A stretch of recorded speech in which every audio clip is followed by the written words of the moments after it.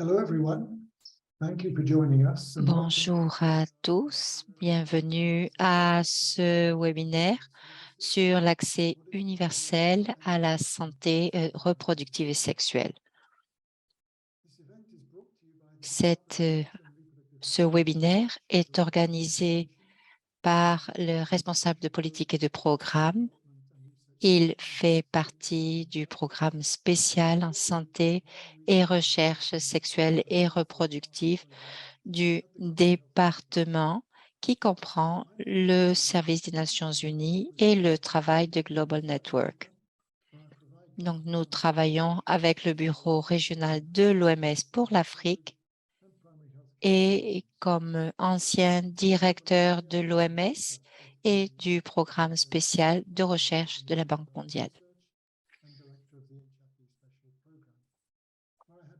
J'ai, comme je l'ai dit, dirigé le programme de santé et sexuelle et reproductive et nous voulons voir maintenant les résultats de ces développements, savoir tout ce qui est lié donc à ce secteur de la santé.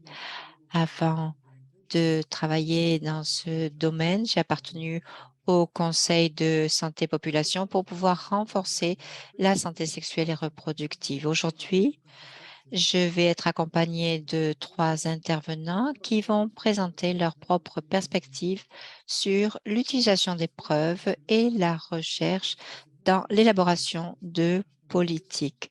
Ce webinaire a été organisé pour aborder les défis qui peuvent surgir et auxquels on doit s'affronter lorsqu'il faut régler des questions de santé sexuelle et reproductive. C'est très important. Les preuves nous le montrent. Il faut présenter des rapports de politique, développer des programmes et pour ce faire, on a besoin de procédures et bien organisées, connaître les acteurs clés, avoir une bonne communication avec eux pour pouvoir présenter ces preuves, des preuves solides qui permettent de prendre des décisions informées. Donc, nous allons entendre différents intervenants qui vont nous présenter leurs expériences, leurs stratégies, de façon à soutenir ceux qui travaillent dans le domaine de la santé sexuelle et reproductive.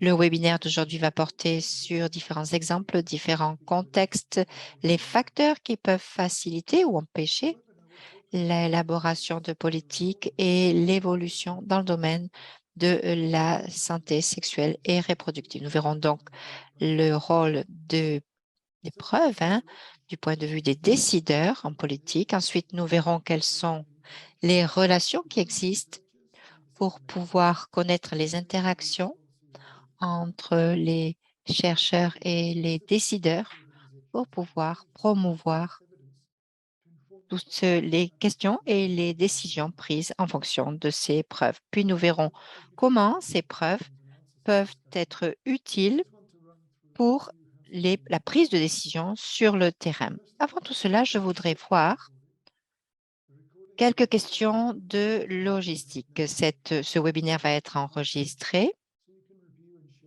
Il sera diffusé ensuite sur notre plateforme de Global Network. Donc, assurez-vous de pouvoir assurer à ce matériel ensuite si vous êtes intéressé et si vous voulez le réécouter. Pour pouvoir interagir avec le panel, utilisez la fonction de questions et de réponses que vous trouvez en bas de votre écran. Si vous avez des problèmes techniques, n'hésitez pas à nous le dire à travers la boîte de discussion et notre équipe vous aidera. Puis si vous avez des questions, utilisez la boîte de questions et de réponses. Après avoir présenté chacun des panélistes, je leur poserai une question sur ces problèmes qui existent au niveau mondial et nous aurons à la fin de notre webinaire une séance de questions et de réponses où nous essaierons, au cours de laquelle nous essaierons de répondre à vos questions, aussi aux questions du public. Donc, nous avons un panel d'experts ici avec nous.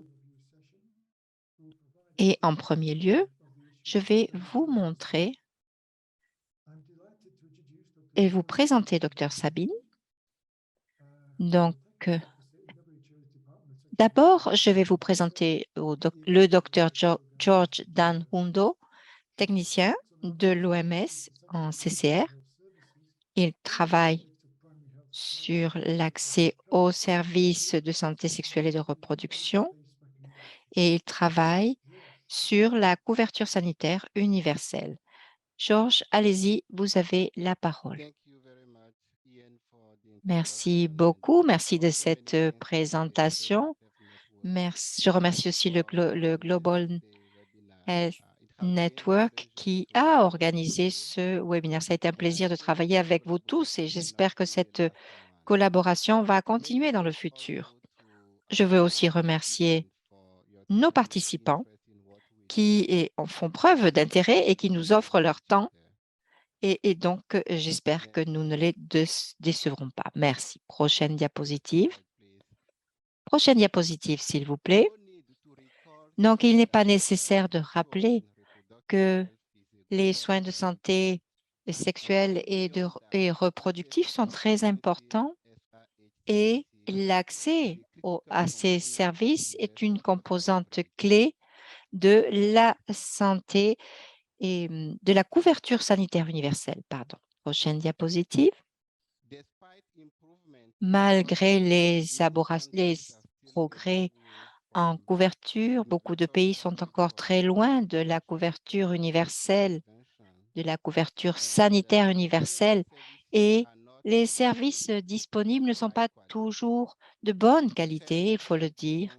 Les systèmes de santé font preuve de certains problèmes, ce qui est une barrière, comme par exemple manque de transparence et de participation aux différents processus et des aspects informels dans les soins de santé et l'adressage inadéquat, compétences de mauvaise qualité pour ces services, outre le manque de données et le manque de capacité à utiliser ces données pour la prise de décision et pour la mise en œuvre de programmes. En réponse à cela, notre département a utilisé une approche basée sur le système de santé, sur le système sanitaire et les familles et la communauté qui sont affectées par des problèmes de ce type ou qui luttent ou qui vivent dans un environnement compliqué. Lorsqu'on a cette approche de système sanitaire, on va au-delà des silos de manière à se souvenir que ces programmes doivent être accompagnés et qu'une brèche dans le système est une limitation et donne lieu à un système de mauvaise qualité. Nous avons toute une série d'activités, y compris des directives normatives pour les stratégies. Certaines contiennent un manuel et nos recherches de base incluent la possibilité d'apprendre et de partager les apprentissages. Et je vais vous parler brièvement de certains de ces produits. Prochaine diapositive. Donc, ce compendium, c'est HEU ou manuel, hein, est un manuel pour les interventions liées aux soins de santé. Il comprend une série de processus pour s'assurer une intégration de services de santé dans les processus prioritaires.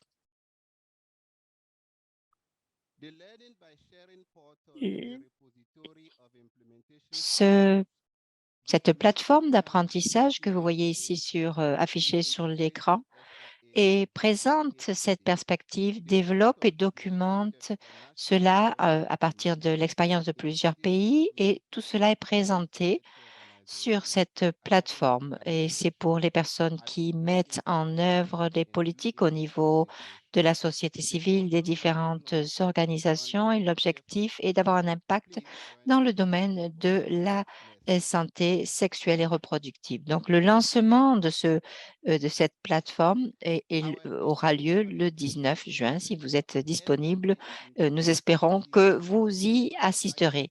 Notre manuel sur l'intégration de la santé sexuelle et reproductive Et dans le contexte de la santé publique universelle et les soins de santé primaire, il s'agit d'un guide pour l'OMS pour progresser vers l'accès universel à une santé sexuelle et intégrale dans le contexte des réformes de politique et des stratégies liées aux soins de santé primaire et à la couverture sanitaire universelle.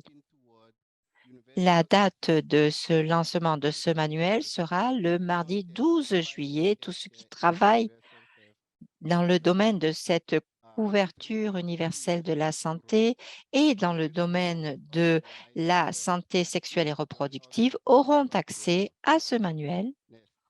Et à nouveau, nous vous demandons de participer au lancement qui aura lieu le 12 juillet, si vous pouvez y assister, si vous êtes disponible. On travaille avec des équipes de recherche par pays. Nous avons réalisé des études sur l'intégration de ce système. Nous avons fait des études de cas approfondies par pays avec des équipes de recherche nationales du Ghana, du Maroc et de Malaisie. Et ces études sont importantes, ces études de santé sexuelle et reproductive sont importantes au niveau national pour mieux comprendre comment fonctionne le système. Pour conclure, je dirais que soutenir ces pays dans la conception et la mise en œuvre de ces systèmes permet de contribuer au dialogue au niveau mondial, régional et national et au plaidoyer. Et c'est ce que nous faisons au niveau de l'OMS. N'hésitez pas à nous contacter si vous avez besoin de soutien et vous pouvez compter sur nous et dans ce sens. Merci beaucoup pour votre attention. Merci beaucoup, Georges, pour cette présentation. Vous nous avez donné un contexte. Si vous avez des questions, bien sûr, n'hésitez pas à nous les envoyer dans la boîte de questions et de réponses. Comme nous l'avons vu sur le chat, nous avons donc différents liens que nous avons envoyés dans la boîte de discussion vers ces ressources. Nous allons maintenant donner la parole aux autres intervenants. Le prochain intervenant va parler des décisions clés qu'il faut prendre et du contexte dans lequel on doit prendre et de l'aide que l'on peut trouver pour prendre ces décisions. Nous allons maintenant donner la parole à Sabine Afzal, qui est responsable du service de santé du Pakistan. Sabine a travaillé avec le ministère de la Santé pendant toutes ces dernières années. Elle a pris des décisions clés liées à des réglementations médicales, d'alimentation, de santé materno-infantile. Et elle a également développé une mission nationale pour le Pakistan dans le domaine de la santé, les ressources humaines pour le Pakistan, la vision de la santé et un ensemble de bénéfices d'accès universel au Pakistan, ainsi que d'autres documents liés à la santé. Actuellement, Sabine assiste dans la coordination de nombreuses institutions gouvernementales, y compris le programme de bénéfices de santé. Elle travaille avec le secrétariat fédéral aussi et elle a participé à ce groupe de travail pendant la pandémie de COVID. Merci beaucoup, Sabine. Alors, nous avons une question à vous poser en tant que décideur et avec une certaine expérience au niveau du gouvernement de Pakistan. Vous avez participé à la prise de décision pour s'assurer que les services de santé sexuelle et reproductive soient à la disposition de la population pakistanaise. Lorsque ces politiques sont mises à jour, lorsque de nouvelles politiques sont élaborées, comment est-ce que l'on informe au niveau du gouvernement, comment est-ce que l'on informe le public sur ces nouvelles prises de décision? Sabine au micro. Merci, Yann. Bonjour à tous. Je vous parle donc du Pakistan. Je remercie les organisateurs de cette réunion de m'avoir donné la parole. Comme vous le savez, le Pakistan a développé un système de santé et nous avons une grande diversité de publics Nous avons un pays avec différents types de régions géographiques et différentes pratiques socioculturelles aussi dont nous devons tenir compte. Alors, lorsque nous avons analysé ce qui avait fonctionné et ce qui n'avait pas fonctionné, nous avons vu quelles étaient les activités, vu la géographie, le contexte social de la population avec laquelle nous voulons travailler, quelle était l'acceptabilité de chaque région en fonction du contexte socioculturel et les jeunes adultes, par exemple, la santé sexuelle et reproductive de ce public, quelles sont les ressources humaines, donc, quelles sont les compétences disponibles dans ce scénario pour que les décideurs de politique puissent travailler et agir. Nous aimons avoir des responsables au niveau local et des informations aussi au niveau local qui soient à notre disposition à travers des enquêtes démographiques, par exemple, l'enquête démographique que nous avons au Pakistan. Et puis, il y a une autre enquête qui porte sur les standards de vie au Pakistan. Nous avons une série d'enquêtes sur lesquelles qui nous permettent de recueillir des données, de collecter des données que nous analysons ensuite. Ensuite, nous avons aussi des données locales qui ne sont pas toujours disponibles, mais que nous en tout cas, nous avons des données mondiales qui sont en général disponibles, hein.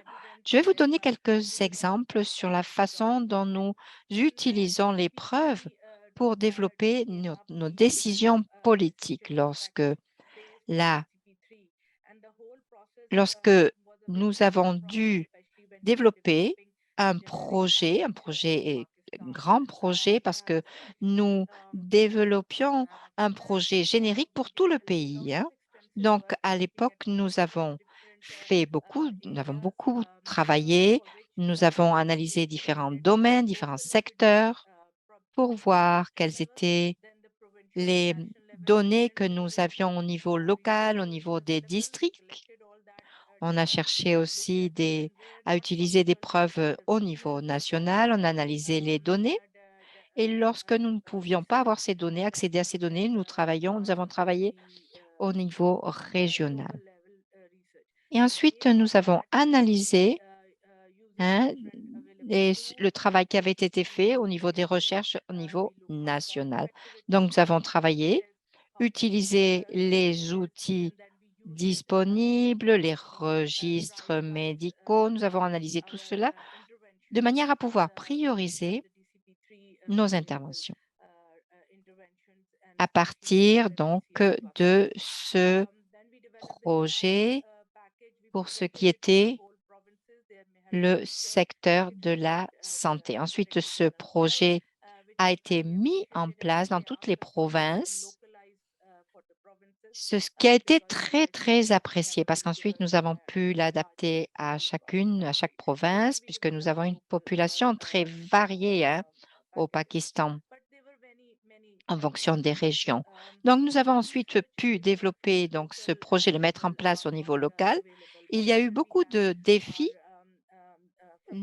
Actuellement, le travail réalisé au niveau local n'est pas encore terminé, mais en réalité, il y a peu de gens qui peuvent publier des travaux parce que les hommes politiques, tous ceux qui travaillent sur le terrain, n'ont pas beaucoup de connexion ou de communication, principalement parce que l'académie analyse des cadres théoriques et ceux qui sont sur le terrain se consacrent plutôt à la mise en œuvre. Donc, nous avons pu développer des recherches de bonne qualité, mais parfois, les personnes qui travaillent n'appartiennent pas vraiment au secteur de la recherche et ne peuvent pas publier les résultats de leurs travaux parce ils n'ont pas vraiment les diplômes nécessaires pour faire publier leurs recherches. Parfois, le type de recherche que les décideurs de politique mettent en œuvre ne sont pas accepté dans certaines revues de divulgation scientifique. Et donc, nous avons voulu unir les différentes parties prenantes pour aborder les défis. Et ce que le Pakistan a fait dans ce sens, ça a été notifier l'équipe de travail technique pour leur donner des priorités en matière de santé. Et de cette manière, nous avons pu avoir collecté des données provenant des différents acteurs du groupe qui ont travaillé avec nous, et nous avons réuni tous les membres de cette équipe et nous avons appliqué l'approche de l'OMS pour établir des priorités et pour travailler dans le domaine de la santé sexuelle et reproductive. Et nous avons ensuite établi ces différents secteurs. Nous avons distribué cela au sein de l'équipe à partir des exigences de la mise en œuvre aussi. Les personnes travaillaient sur le terrain. Des fois, ils n'étaient pas d'accord avec le travail qui était fait, mais nous avons besoin de travailler de cette manière. Et les membres de nos équipes ne sont pas toujours disponibles, ils n'ont pas les compétences, ils n'ont pas les fonds nécessaires et des fois, c'est compliqué de travailler sur le terrain. Donc, trouver des fonds, c'est toujours un problème. Et donc, nous les avons rassemblés via ce forum et nous avons également développé une recherche, un institut national de recherche sur la santé qui s'occupe donc des thématiques liées à la recherche sur la santé. Nous avons également défini les défis et les questions que devront traiter ces recherches au sein de cet institut pour améliorer la santé sexuelle et reproductive et les services qui lui sont consacrés dans le pays. Donc, vous voyez que ce sont les mesures qu'a prises ce pays, le Pakistan, malgré des ressources limitées. Nous avons tenté de rassembler autour de mêmes idées différents intervenants pour mettre en œuvre des mesures, prendre des décisions. Nous travaillons également avec les responsables de district pour impliquer et engager l'ensemble des décideurs politiques et des parties prenantes, et donc notamment sur ces questions de la santé sexuelle et reproductive. Je m'en tiendrai là et je serai heureuse de répondre à vos questions si vous en avez à la fin de ce webinaire. Merci beaucoup. Merci beaucoup, Yann, au micro. Merci beaucoup. Je suis certain que nos participants auront été ravis d'entendre l'engagement de toutes les parties prenantes que vous avez réussi à mobiliser au Pakistan. Et votre expérience, effectivement, est très enrichissante et pour nous tous, notamment cette création d'un institut pour rassembler les différentes parties prenantes et pour guider et orienter la recherche. Merci beaucoup à vous. Bien, je voudrais maintenant donner la parole à notre deuxième panéliste pour représenter les parties prenantes de la recherche.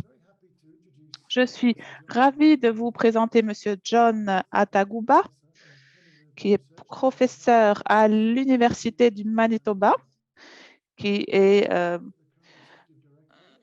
également le directeur exécutif de l'African Health Economics and Policy Association. Et il a également travaillé en Afrique du Sud à l'Université de Cape Town. Il est diplômé de l'Université de Cape Town.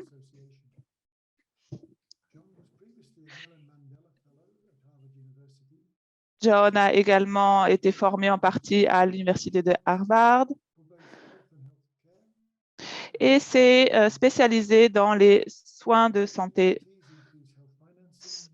notamment le financement des soins de santé, les déterminants sociaux de la santé. Tout ça, ce sont ces thèmes de recherche privilégiés.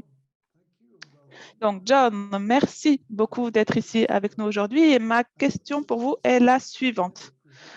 En tant qu'académicien distingué qui a travaillé avec nombreuses institutions, que pouvez-vous nous dire sur la façon dont vos recherches ont été utilisées pour mettre en place des politiques? Quels sont les facteurs qui ont favorisé ou entravé les échanges entre chercheurs et décideurs? Et quelles sont les possibilités pour les chercheurs, les autres acteurs politiques de participer au processus de prise de décision en matière de politique publique? Bonjour, merci Yann, John au micro, et merci également à Sabine d'avoir lancé cette discussion. Alors, vous avez évoqué plusieurs questions, j'essaierai d'y répondre au mieux. Tout d'abord, les premiers aspects concernant comment mes recherches ont pu alimenter en quelque sorte la prise de décision politique. Eh bien, je crois que vous devez tout d'abord identifier des opportunités. Des opportunités d'actualisation des données. Alors, il faut pour cela définir quelles sont les décisions politiques qui vont avoir besoin de ces données. Et vous devez également cibler les décideurs politiques qui pourront être en mesure d'utiliser vos données.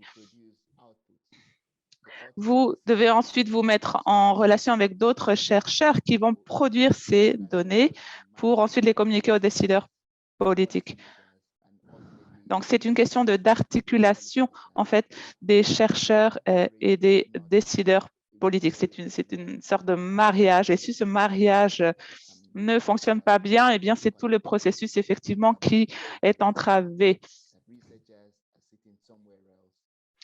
On assiste parfois à des chercheurs, un monde de la recherche, un monde politique qui se tourne le dos. Donc, je crois qu'il convient avant tout de réussir cette articulation, cette communication, cette connexion pour que toutes ces parties prenantes, et notamment le monde de la recherche et de la politique, regardent dans la même direction pour œuvrer en faveur du bien commun. En second lieu, comment pouvons-nous, chercheurs, influencer les politiques? Eh bien, bien souvent, nous n'observons pas véritablement les résultats. Alors, nous parlons beaucoup de méthodes, de méthodologies que nous voulons voir implémentées. Nous voyons, nous avons des questions qui demandent une réponse très simple, une approche très simple. Mais c'est un point critique parce que parfois, ce n'est pas que les chercheurs savent et que les décideurs politiques doivent retirer le savoir de nous. Non, en fait, nous avons tous notre part de la connaissance et le processus doit se faire donc de façon conjointe. Les chercheurs sont bien souvent ignorants en quelque sorte du monde politique, de la façon de mettre en œuvre des décisions politiques. Donc, je crois que c'est vraiment un travail conjoint. Ce n'est pas les décideurs politiques qui doivent s'adresser à nous pour obtenir toutes les informations. Donc, d'où l'importance, encore une fois, de cette connexion, cette articulation entre ces deux mondes. Et les décideurs politiques, en quelque sorte, doivent faire partie intégrante du processus de recherche.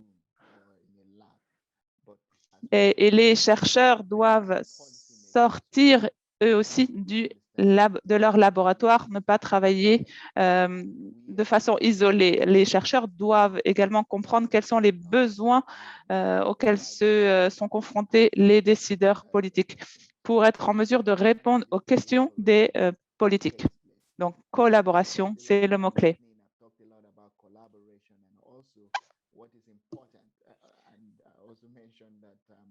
point supplémentaire. Comme je le disais, donc il n'y a pas un réservoir de connaissances d'un côté et des décideurs politiques qui viennent s'abreuver en connaissance de l'autre, par exemple. C'est vraiment un processus d'échange de connaissances et d'avancée conjointe. Nous, en tant que chercheurs, nous ne consacrons pas à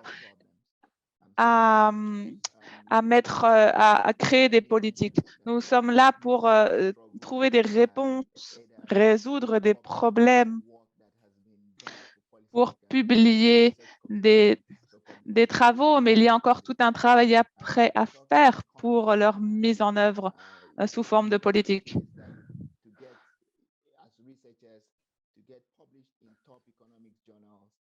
Et d'ailleurs, pour que les chercheurs puissent être publiés dans des journaux à dominante économique, c'est très difficile. Les chercheurs se heurtent à de nombreux obstacles.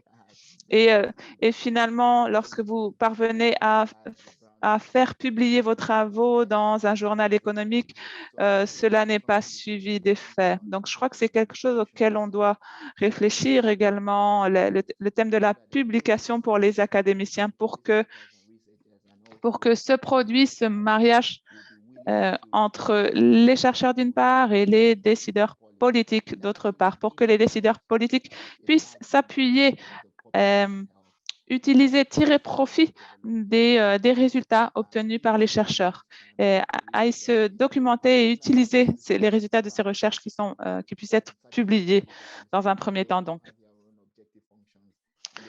parce que n'oublions pas que les décideurs politiques ont leurs propres objectifs, leurs propres contraintes. Ils se heurtent également à de nombreux obstacles au moment de la mise en œuvre.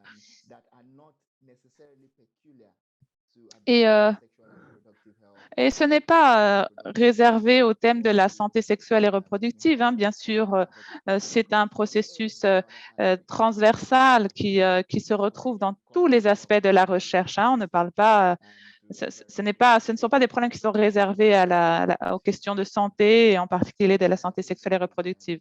Donc, je crois que c'est un sujet qui justement mérite réflexion pour servir également d'autres domaines de connaissances, d'autres domaines de décision politique. En tous les cas, je vous remercie infiniment de m'avoir donné la parole aujourd'hui. Merci beaucoup. Merci beaucoup, John. Il y a un micro. Nous vous avons entendu votre cri du cœur pour une meilleure collaboration entre le monde de la recherche et celui de la politique. Merci d'avoir fait entendre votre voix et d'avoir émis des suggestions pour un meilleur engagement des décideurs politiques et une meilleure communication avec le monde de la recherche.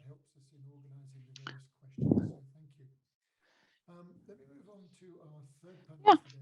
Je vais maintenant donner la parole à notre troisième panéliste qui fera entendre la voix de la société civile. La société civile qui se doit de mettre en œuvre le mandat qui lui a été octroyé. Nous allons donc donner la parole à Deepa Venkatachalam, qui est la représentante du Sama Resource Group for Women and Health, groupe de ressources pour les femmes et la santé. Elle s'attelle justement à ces questions de mise à profit des travaux de la recherche pour une application, une mise en œuvre au niveau politique. Donc, Deepa, nous sommes ravis de vous avoir ici avec nous aujourd'hui. Merci de prendre la parole. Nous avons hâte d'entendre votre expérience. Et ma question pour vous est la suivante. Dans le cadre de votre travail au sein de la société civile pour promouvoir les droits humains pour tous, et notamment en matière de santé reproductive et sexuelle, pensez-vous que l'utilisation des données probantes est essentiel. Mais quelles sont les stratégies les plus utiles pour justement vous assurer que ces données probantes soient utilisées, soient mises à profit au moment de l'élaboration des politiques publiques? Merci beaucoup. Merci, dit par micro. Merci aux organisateurs et merci de m'avoir donné la possibilité de m'exprimer aujourd'hui sur ces questions si importantes. Et je serai ravie également de répondre à vos questions lors de la séance de questions-réponses. Je tenais à préciser que SAMA, mon organisation, travaille avec de nombreux acteurs pour effectuer des plaidoyers, défendre les droits des femmes et notamment pour œuvrer à l'utilisation des données probantes dans la mise en place des politiques publiques. Les données probantes et leur utilisation dans la prise de décision sont un élément essentiel. Nous y travaillons depuis 20 ans. Et comment utiliser ces preuves, ces données probantes en matière de santé sexuelle et reproductive? Tout d'abord, les données fournissent d'abord un panorama général, mais elles ignorent souvent les réalités de certaines communautés particulièrement vulnérables, isolées, marginalisées, ou de certaines zones reculées. Autant de questions qui ne sont pas ensuite prises en compte dans le système public. Donc, nous considérons qu'il est important lors de la création de preuves et le rassemblement de données probantes de prendre en compte ces questions des communautés marginalisées, de la violence basée sur le genre, etc. Par exemple, des études qui ont été menées avant le COVID, des recherches ont été menées sur des communautés souvent invisibles, souvent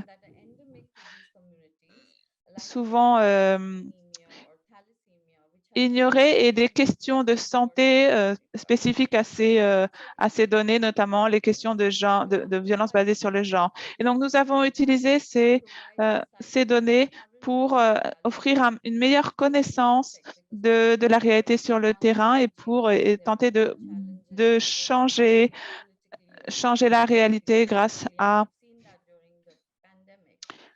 de nouvelles décisions politiques.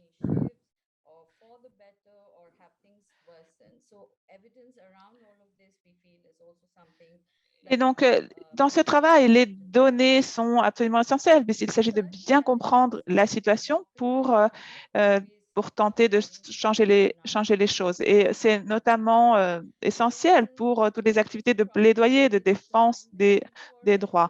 Il faut en effet utiliser des données concrètes pour alimenter nos argumentaires.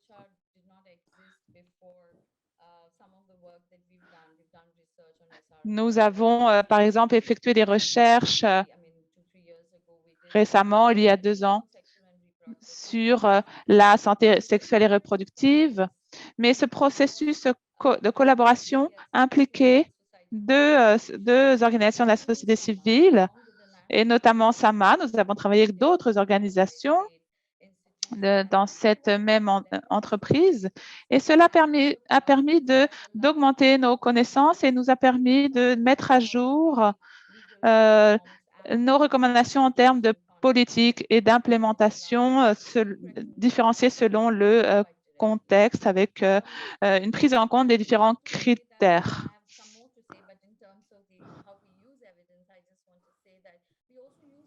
Au niveau de l'utilisation des preuves, je dirais que nous les utilisons de manière régulière. Yann et John ont déjà parlé de cela. Donc, évaluer la mise en œuvre et la qualité dans le domaine des soins de santé.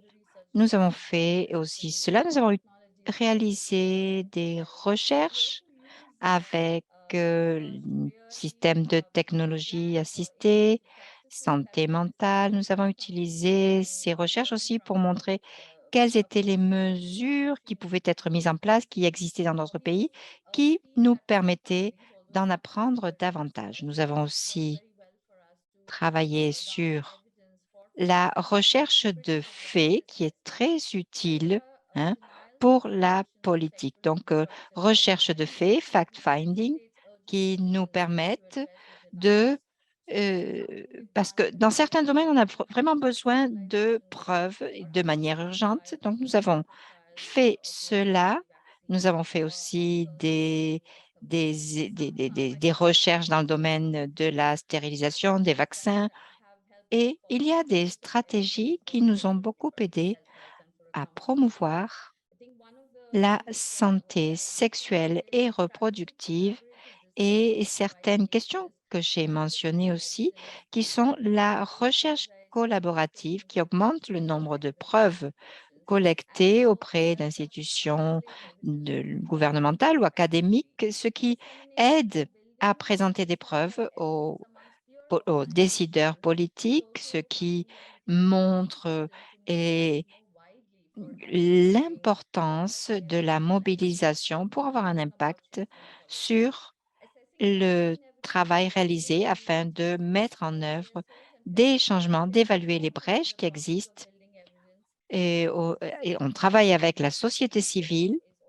pour divulguer, disséminer et avoir un impact sur les mesures prises. Nous savons aussi que les preuves sont importantes pour mettre en œuvre des projets à long terme. Ça doit être donc un projet, ça doit être un système à long terme parce que les preuves ne sont pas toujours utiles pour les politiques à court terme. Par conséquent, ce que je voudrais dire, et ce sera le dernier point, c'est qu'il y a des défis critiques à affronter en tant que société civile. John en a déjà mentionné quelques-uns. Le désir, la disposition politique sont certains défis. S'il n'y a pas une décision politique et s'il n'y a pas de... Les changements seront très compliqués s'il n'y a pas cela. Donc, et nous il faut savoir maintenant qu'est-ce que sont ces preuves, qui décide du programme de construction de preuves, d'élaboration de preuves, qui participe à ce processus. Ce sont des défis, ce sont des questions qu'on peut se poser, sur lesquelles on peut réfléchir et débattre. Voilà. Et je crois que je peux m'arrêter ici et je vous redonne la parole, Yann. Si il y a des questions, je suis bien sûr à votre disposition. Merci, Deepa, pour votre vision sur ce type de problème et sur le message à transmettre. Merci aussi pour les exemples donnés et pour les informations concernant la dynamique et pour travailler avec la société civile. Avant de passer aux questions qui ont été posées dans la boîte de questions et de réponses, je voudrais poser une question aux trois intervenants. Il s'agit d'une question sur la façon de mieux développer notre travail, de mieux élaborer notre travail quand on travaille avec des preuves. Donc, au niveau mondial, l'OMS doit développer un guide pour un guide normatif pour l'intégration de la santé sexuelle et reproductive. Donc, l'OMS veut développer des lignes directives qui répondent aux besoins des pays.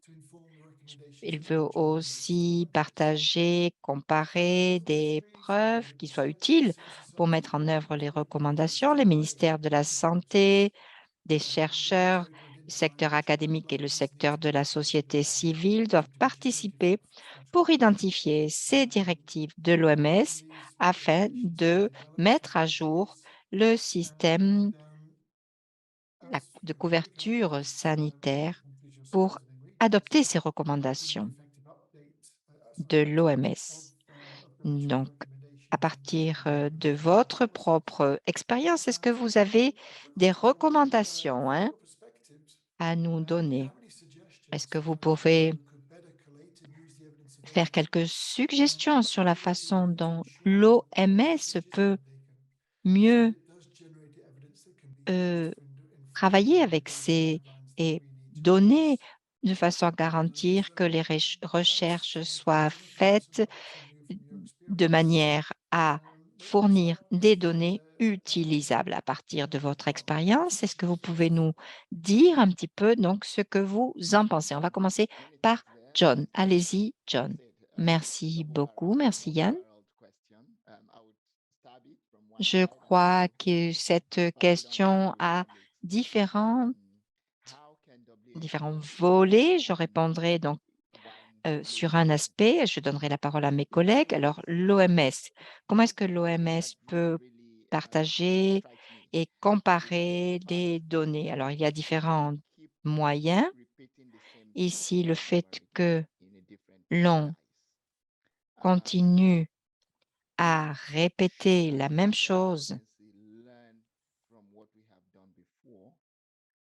mais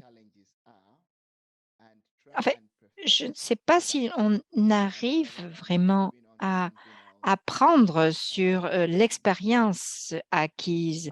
Et il faut donc voir quels sont les défis et essayer de corriger les problèmes à mesure que l'on avance. Je vais essayer d'être un peu plus clair. Si on sait que quelque chose fonctionne, il faut, par tous les moyens possibles, essayer de s'assurer que cela sera utilisé en respectant les différences dans chaque contexte. De nombreuses organisations internationales et même l'OMS avait cette approche, une approche unique pour tous les pays, pour toutes les régions du monde. Je crois que les choses sont en train de changer parce qu'on reconnaît qu'il y a des différences au niveau des pays et même à l'intérieur de chaque pays. Certaines politiques appliquées au Ghana peuvent ne pas fonctionner au Burkina Faso, même si ce sont des pays voisins. Et ce qui a été appliqué au Kenya peut ou peut ne pas fonctionner au Maroc. Donc, il est important de tenir compte du fait que la collecte de données est très importante, mais que cela ne va pas, et si cela n'est pas appliqué au contexte, cela ne va pas être utile. Il faut donc collecter des preuves, faire une cartographie du pays, savoir de quel type de pays il s'agit, de quel type de revenus on a dans ce pays. Donc, faire une segmentation des pays par catégorie. Mais de toute façon, un pays peut avoir, par exemple, des conflits armés, des guerres, et certaines politiques ne pourront pas fonctionner. Le contexte sera différent. Il faut donc aller au-delà de la catégorisation et des recherches faites.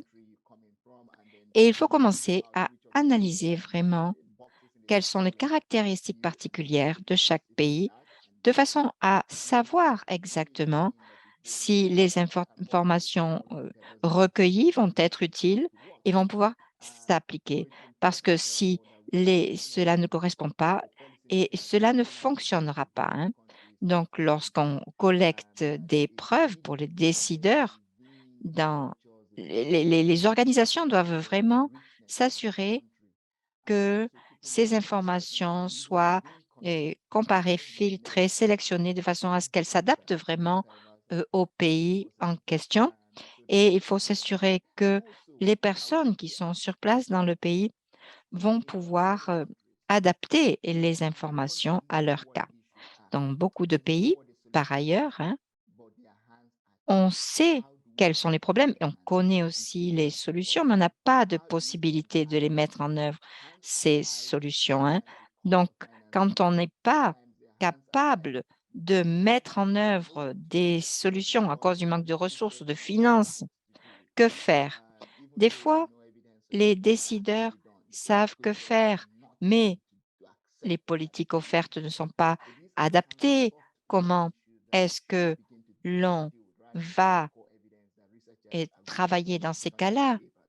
Il faut être, il faut utiliser les informations et aider les personnes à mettre en œuvre les projets pour donc aider ces secteurs. Merci beaucoup. Vous avez bien travaillé au Pakistan pour résoudre les crises. Est-ce que vous avez des recommandations pour améliorer ce type de choses? Est-ce qu'il y a des conseils que vous pouvez donner, Sabine, à ce propos? Sabine, au micro, je suis tout à fait d'accord avec ce que John a dit. Le plus important est vraiment je vous donnerai un exemple. Lorsque nous avons actualisé les lignes directrices au Pakistan, hein, à mettre en œuvre, hein, nous avons constaté que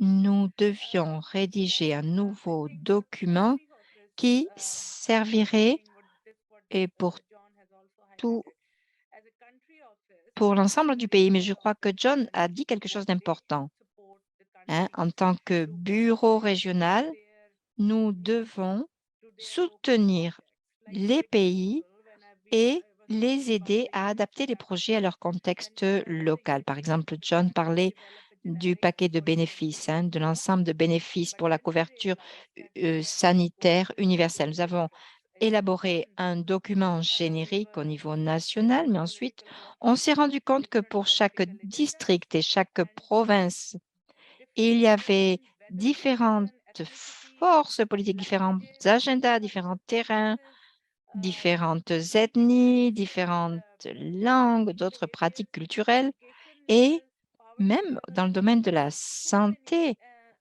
le niveau éducatif, le niveau de pauvreté, il y avait toute une série de facteurs dont nous devions tenir compte.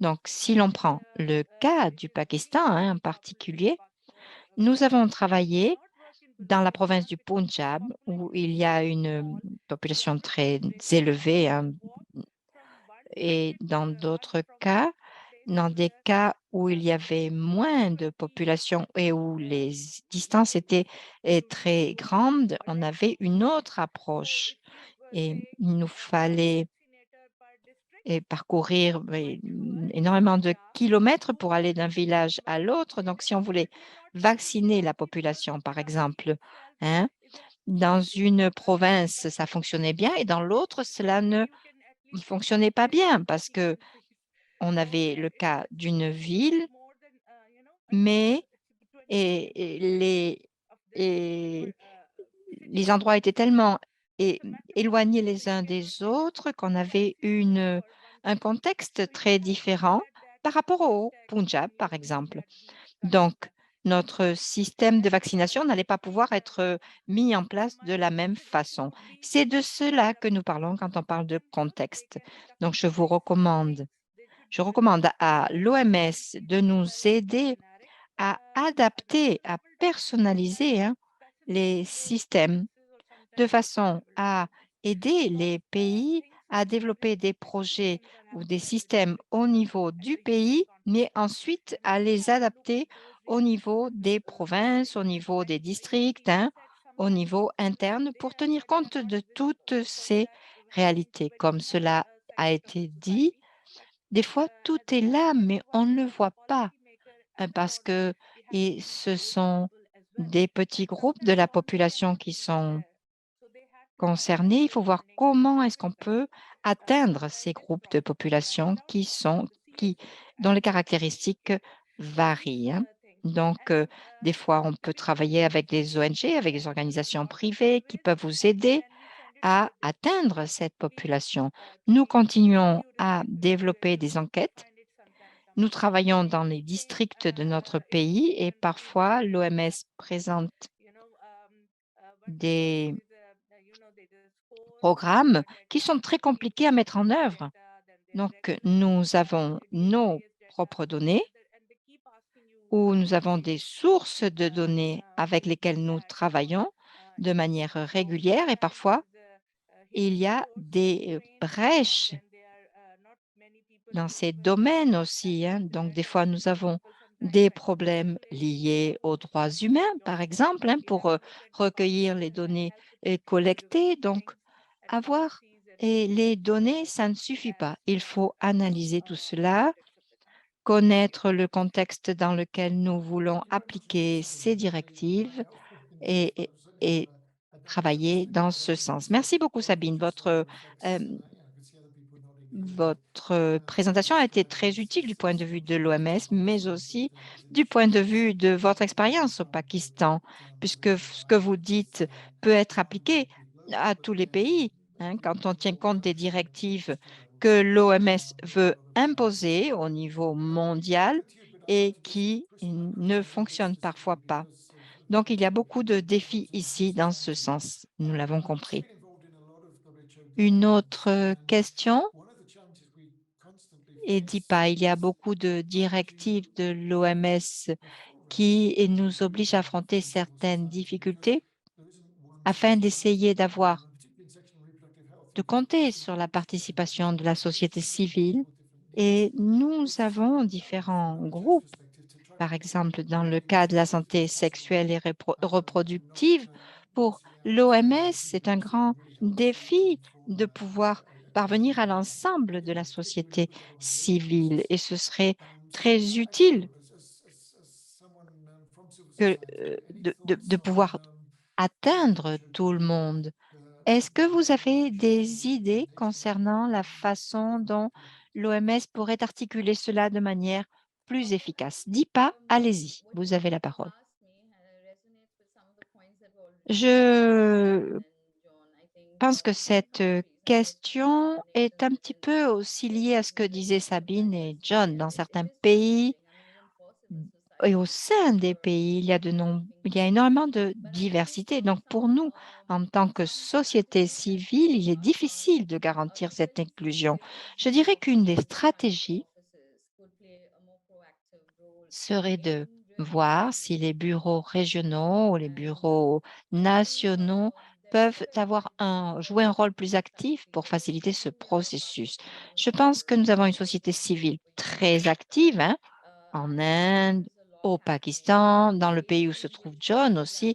Je suis sûre qu'il y a beaucoup de choses qui ont lieu et que l'on peut collaborer pour s'assurer que le secteur académique, les activistes, la société civile travaillent avec l'OMS et avec les autres, avec les chercheurs, avec les décideurs politiques, de façon à se réunir, à voir comment utiliser les preuves, quelles sont les barrières qui existent, comme Sabine l'a dit, comme John l'a dit aussi, hein. Comment est-ce qu'on peut s'assurer, hein, et que, bien sûr, eh, les lignes directives données par l'OMS qui sont très génériques soient appliquées correctement. Personnellement, moi, j'ai adapté ces lignes directrices. Je crois qu'on a besoin de soutien dans ce sens, d'une compréhension ou d'un processus de facilitation dans ce sens pour réunir tous ces groupes de façon à parvenir à davantage d'inclusion et avoir une, à être sûr que toutes les préoccupations sont prises en compte face à ces lignes directrices. Au niveau pays, en fonction des pays qui essaient d'appliquer ces projets. Donc, ces lignes directrices de l'OMS sont génériques, mais elles doivent être appliquées. C'est un processus qui, à mon avis, devrait être décentralisé. Et un autre point qui me paraît important serait le besoin d'avoir un meilleur accès à la circulation des preuves. Si l'OMS filtre, hein, ces preuves qui circulent ou qui proviennent du monde entier, comment accéder à ces données, hein? Je suis une représentante d'une société, d'une organisation de la société civile. Il y en a beaucoup d'autres. Donc ici, je dirais qu'il y aurait de bonnes des discussions à avoir concernant le rôle de la société civile et la façon dont on peut tirer profit des données collectées par la société civile. Merci beaucoup. Je crois qu'on se centre tous sur le problème concernant les lignes directrices mondiales qui sont tout à fait de bonne qualité, mais qui doivent être adaptées à chaque pays en fonction des perspectives locales. Bien sûr, vous pouvez le faire, vous pouvez les adapter, vous pouvez prendre des réglementations au niveau national en sachant que tout doit être basé sur les preuves, hein, mais que ces preuves sont des preuves qui ont été recueillies au niveau mondial. Donc, pour s'assurer qu'il n'y ait pas de contradiction, hein, et quelqu'un qui a travaillé à l'OMS et au bureau central de l'OMS et qui ensuite travaille en Afrique, par exemple, on constate qu'il y a énormément de choses à réadapter au contexte de la région, bien sûr, hein. Bien, il nous reste encore 20-25 minutes et je vais prendre maintenant les questions que nous avons reçues des participants. Hein. Donc, ces questions, vous les trouverez dans la boîte des questions et des réponses. Certaines questions ont déjà été abordées et on y a déjà répondu.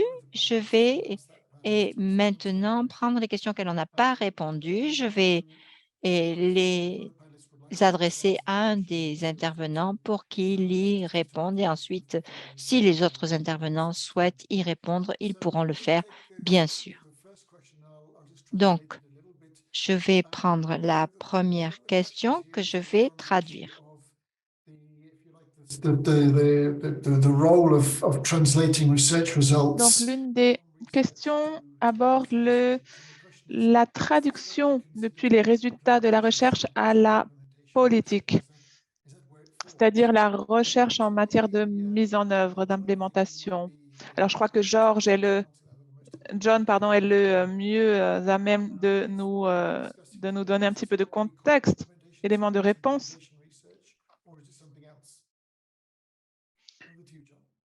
C'est à vous, John. Merci beaucoup.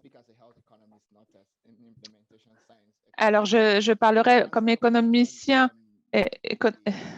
spécialiste de l'économie de la santé plus que comme politique ou décideur politique, bien sûr.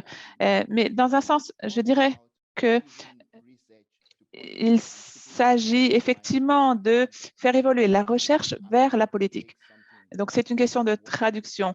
Il s'agit d'évaluer ce qui fonctionne, ce qui ne fonctionne pas dans certains contextes. Donc, il faut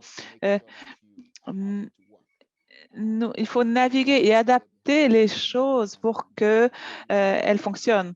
Donc, il faut apprendre comment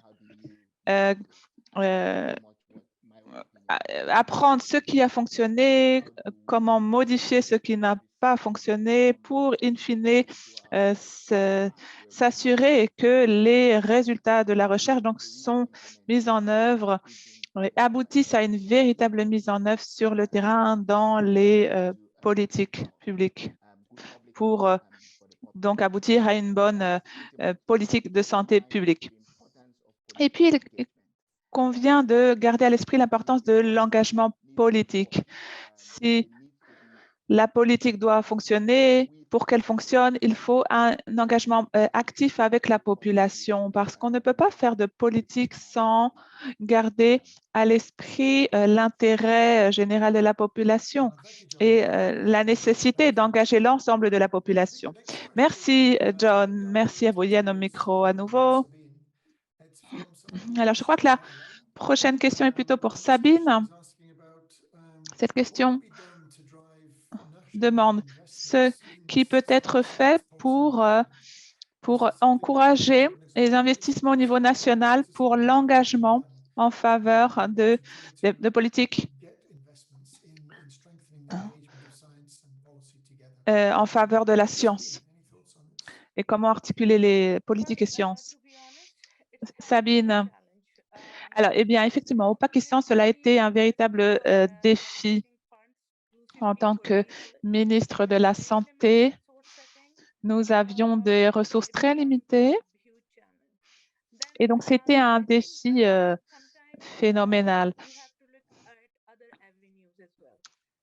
Et donc, je crois que il convient de regarder d'autres secteurs. Par exemple, en éducation,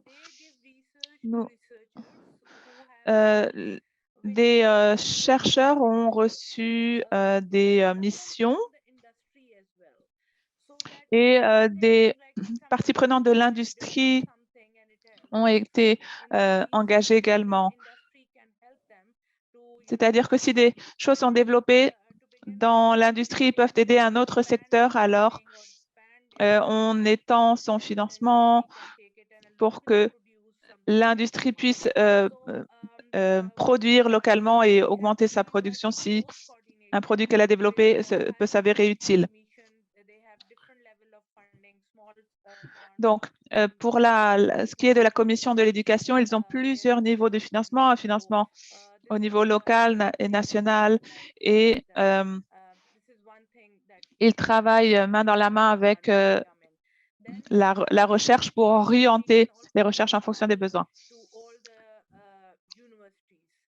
Et puis, des fonds sont alloués également aux universités. Donc, les personnes, nous les encourageons au sein des universités de santé publique, par exemple, à postuler pour obtenir des bourses et à effectuer des recherches donc, sur les thèmes qui sont qualifiés de prioritaires pour que les décideurs politiques puissent en tirer profit ensuite. Donc, c'est une lutte, hein, bien sûr. Rassembler les personnes et les faire avancer dans la même direction, les faire travailler ensemble. Et parce que en tant qu'étudiants, souvent, les étudiants veulent obtenir leur diplôme avant tout. Mais pour avoir un diplôme, ils doivent publier, avoir plusieurs publications, mais faire des recherches qui ne seront pas ensuite publiées parce que les intérêts ne sont pas les mêmes, ce n'est pas toujours évident, bien entendu.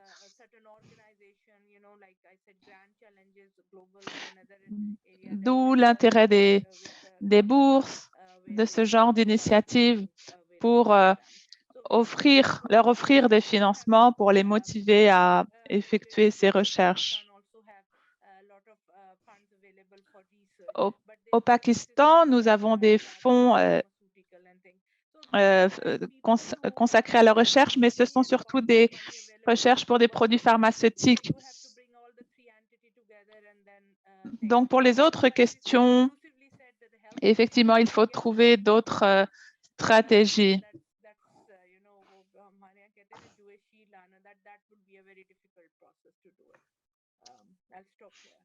Voilà, j'en resterai là. Merci beaucoup, Sabine.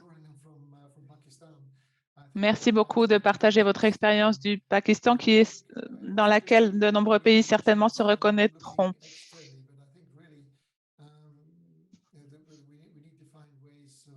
Nous devons trouver effectivement des moyens de mobiliser des investissements nationaux pour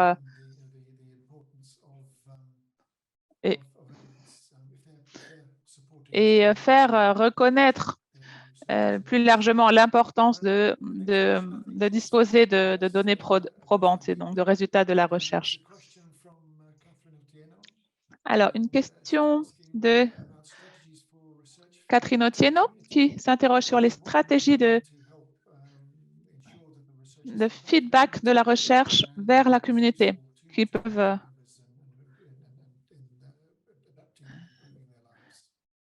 qui pourraient être utiles particulièrement aux membres de la communauté pour améliorer le bien-être des populations. Eh bien, quelques exemples. Alors, je crois qu'on n'a pas beaucoup de temps, mais je voulais donner quelques exemples. J'ai mentionné pendant ma présentation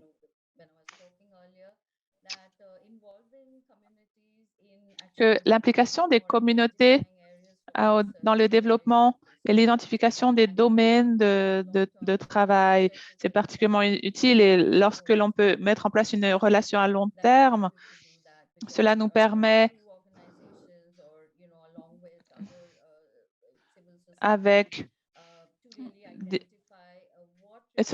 d'identifier véritablement quels sont les besoins, ce qui doit être fait, mis en place, les problèmes rencontrés sur le terrain, au sein des communautés. Ça, c'est une mine d'informations. C'est absolument essentiel d'avoir un contact au quotidien avec des personnes sur le terrain. Et puis, quant aux preuves qui émergent de la recherche, on peut retourner dans les communautés où les recherches ont été menées. Alors, bien sûr, cela signifie que tous les résultats de recherche sont développés dans différentes langues pour revenir vers la communauté après. Par exemple, si il y a des recherches effectuées dans des communautés avec des handicaps, il faut s'assurer que ces preuves soient renvoyées vers la communauté, qu'elles leur soient accessibles pour qu'elles puissent en bénéficier également. Donc, ce sont effectivement des processus que nous avons essayé, beaucoup d'entre nous, de construire. Cela consiste à bien comprendre un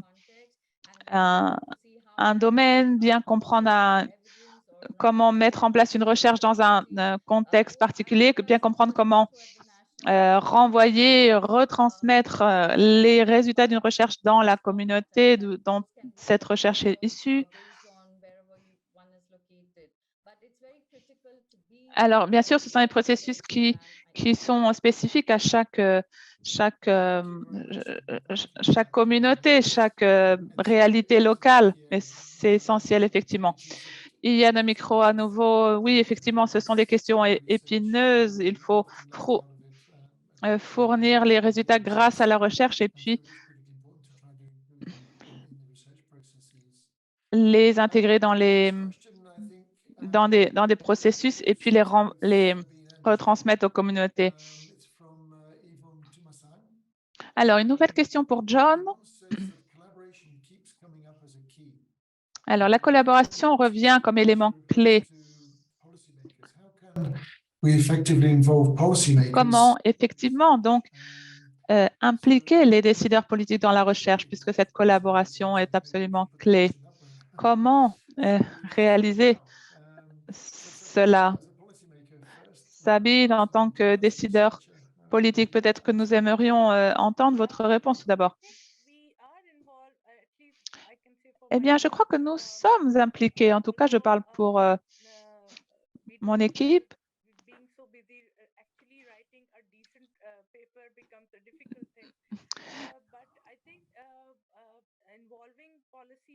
Je crois que l'implication des décideurs politiques passe par une définition de ligne directrice émise par le monde de la recherche. Parce que pour toutes les personnes qui font leur doctorat, leur maîtrise, les personnes qui font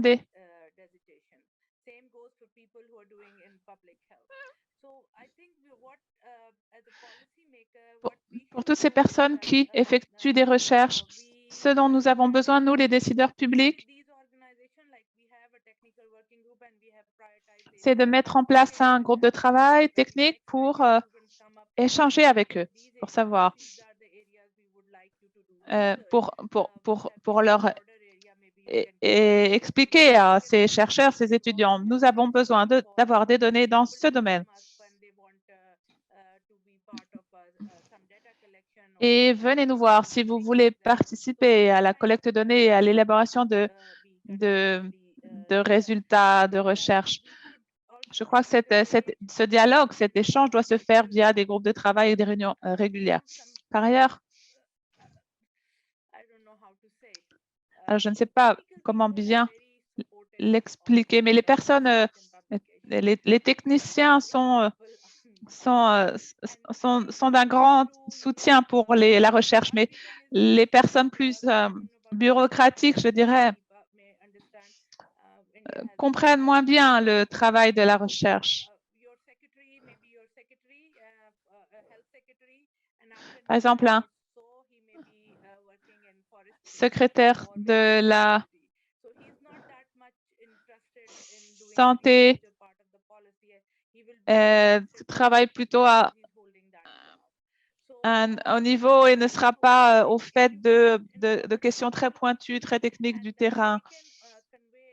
Et donc, je crois qu'il faut pouvoir impliquer des personnes, des techniciens, des personnes de terrain qui sauront comprendre les enjeux de la recherche et faire ce lien entre les recherches, les résultats de la recherche et les politiques concrètes.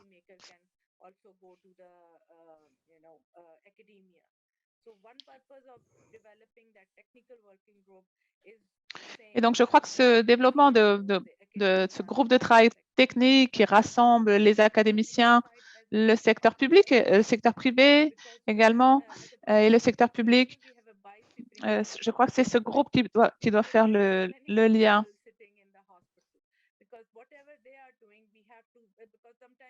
Parce que parfois, les gens ne se comprennent pas bien. Un professeur d'université ne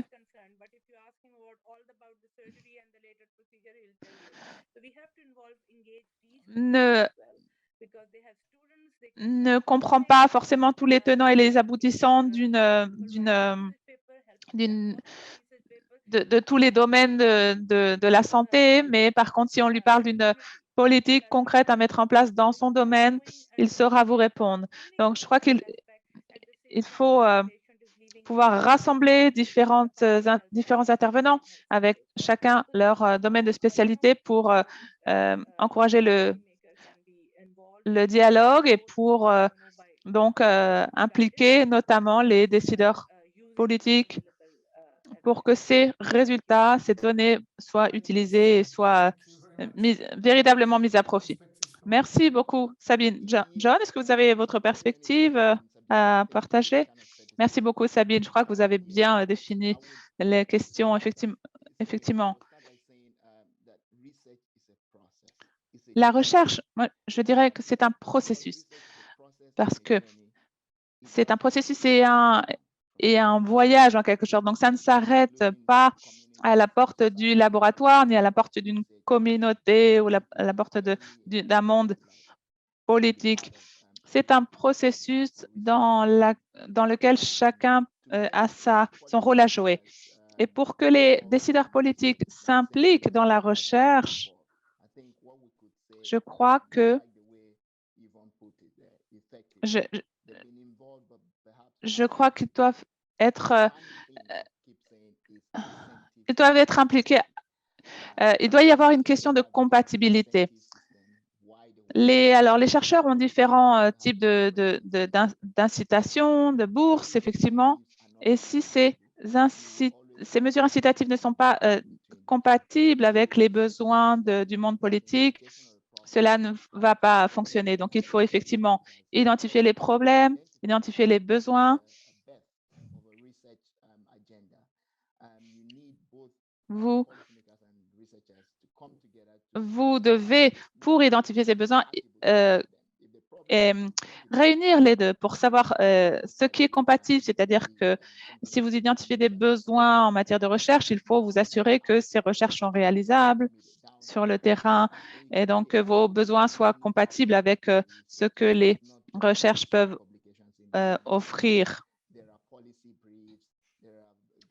Et donc, pour cela, il y a, pour ces échanges, il y a des notes de synthèse politique. Par exemple, un décideur politique peut solliciter une note de synthèse politique, peut bénéficier d'un article publié dans une recherche, mais il faut que ces dialogues un article publié dans un magazine, pardon, mais il faut que ce dialogue puisse se produire. We have just about 5-6 minutes left, before we go to the closing remarks from our organisers, Deepa, I have one quick question for you that's in the chat. If you could just answer it in a minute or so, and it's about gaining political support for implementation of research findings. I'm sure as a civil society advocate, you've had a lot of engagement with politicians. Hopefully positively and maybe negatively, but any thoughts on how to best get political support for implementing the research findings that we've been... Comment donc, à votre avis, doit-on obtenir un soutien pour la mise en œuvre des projets? Je dirais que c'est une réponse difficile. Il y a eu des progrès tout à fait positifs, d'autres moins positifs. Il y a eu des relations, des interfaces politiques par rapport aux décideurs. Mais je dirais que tout cela est lié à ce que Sabine et John ont dit dans le contexte de la collaboration, l'agenda des chercheurs et ce type de collaboration ou d'accord est très important. Et il y a des accords mutuels et qui tiennent compte des besoins des acteurs concernés. Donc, comme ça, on va avoir plus de possibilités de refléter les besoins dans la politique. Cela dit, il est important qu'il y ait une institutionnalisation de certains processus. Il faut qu'il y ait un engagement des décideurs, des institutions pour s'assurer que cette recherche soit faite, que tout le monde est d'accord avec cette recherche et que les résultats de cette recherche seront pris en compte par toutes les parties prenantes et qui seront utilisés pour la discussion, la prise de décision, afin de voir comment cela peut être appliqué dans la politique, dans les programmes à mettre en œuvre. Donc, cette institutionnalisation est très importante. Merci beaucoup, Deepa. Merci à tous les intervenants. Merci à tous ceux qui ont posé des questions, et de très bonnes questions, je dirais, qui ont donné lieu à de très bonnes réponses. Avant de conclure notre webinaire, je voudrais donner la parole aux organisateurs de ce webinaire qui feront la conclusion donc, de cette rencontre. Je vais donner la parole à Veloshny, qui travaille dans le domaine de la recherche du Global Health Network, avec Georges. Donc, tous sont des membres du Global Health Network. Veloshny, allez-y, vous avez la parole. Oui? Est-ce que vous m'entendez? Je vais essayer de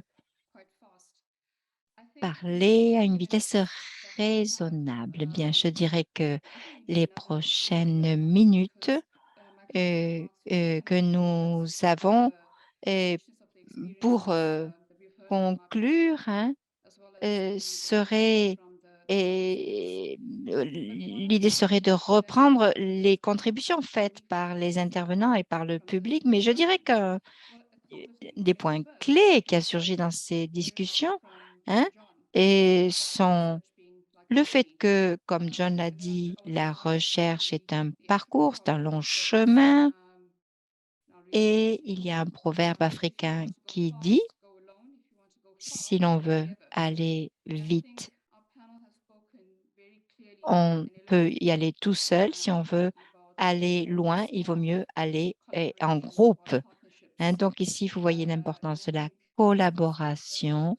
Si l'on veut aller loin, il faut y aller tous ensemble. Deepa a parlé du rôle de la société civile et de l'importance des voix de la communauté, des populations marginalisées.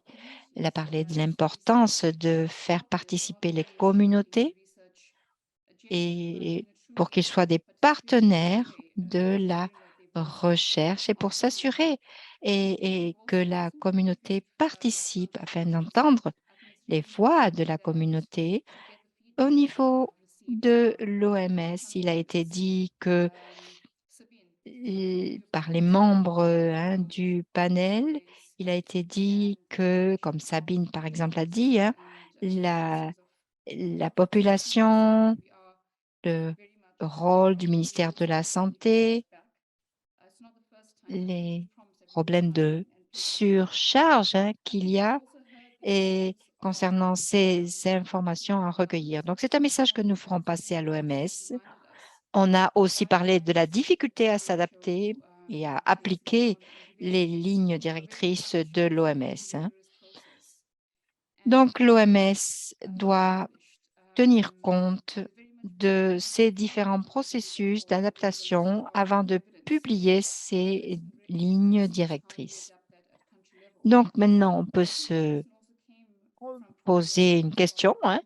Au niveau national de chaque pays, on a constaté l'importance des recherches, l'importance de la mise en œuvre des résultats. Et ces recherches sont très importantes. Nous avons le guide de l'OMS. Nous avons des guides qui sont tout à fait, des lignes directrices qui sont tout à fait génériques. Il faut voir comment les appliquer au niveau local, comment appliquer ces programmes sur le terrain.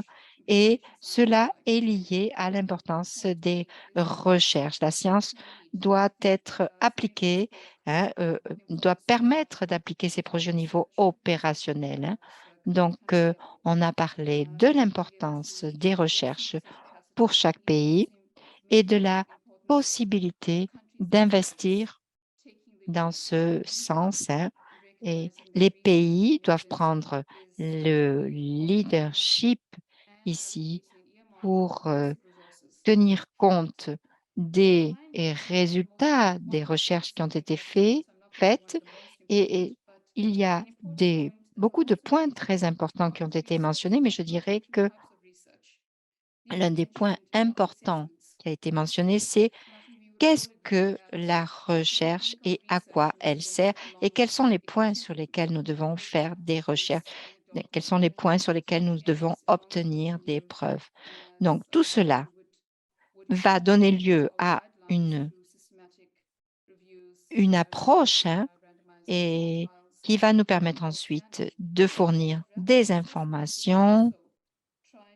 Les évaluations visent à faire passer un message sur l'impact, informer les décideurs pour qu'ils puissent répondre sur place. Cela est très important parce que dans le cas du COVID, nous avons vu le rôle de ces applications sur le terrain. Il nous faut continuer à réfléchir dans ce sens pour voir ce que nous pouvons faire pour être plus ouverts et mieux faire ces recherches, pour considérer en quoi doivent consister ces recherches, comment faire participer la société civile à ces recherches, comment faire participer les communautés à ces recherches. Voilà, je pourrais continuer, mais je crois que c'est l'heure, donc nous allons nous arrêter ici. Je veux remercier les organisateurs de ce webinaire et le modérateur. Merci beaucoup, Bélojny. Nous allons maintenant donner la parole à Franck, responsable de l'organisation au niveau de Global Health Network. Franck au micro, merci, merci à tous. Merci aux intervenants et merci à tous. Merci à tous nos collègues pour ce webinaire. Je remercie aussi le Global World.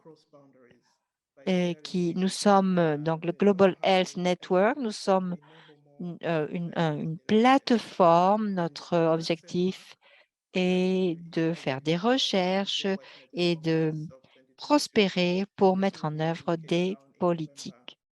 Je vous invite maintenant à participer à la prochaine conférence du Réseau mondial de santé qui aura lieu le 24-25 novembre à Cape Town, au Cap, en Afrique du Sud. Et nous allons nous réunir en présentiel pour cette conférence, donc le 24 et le 25 novembre au Cap, en Afrique du Sud. Je vous remercie d'avoir participé à ce webinaire et je vous souhaite une bonne journée à tous. Merci.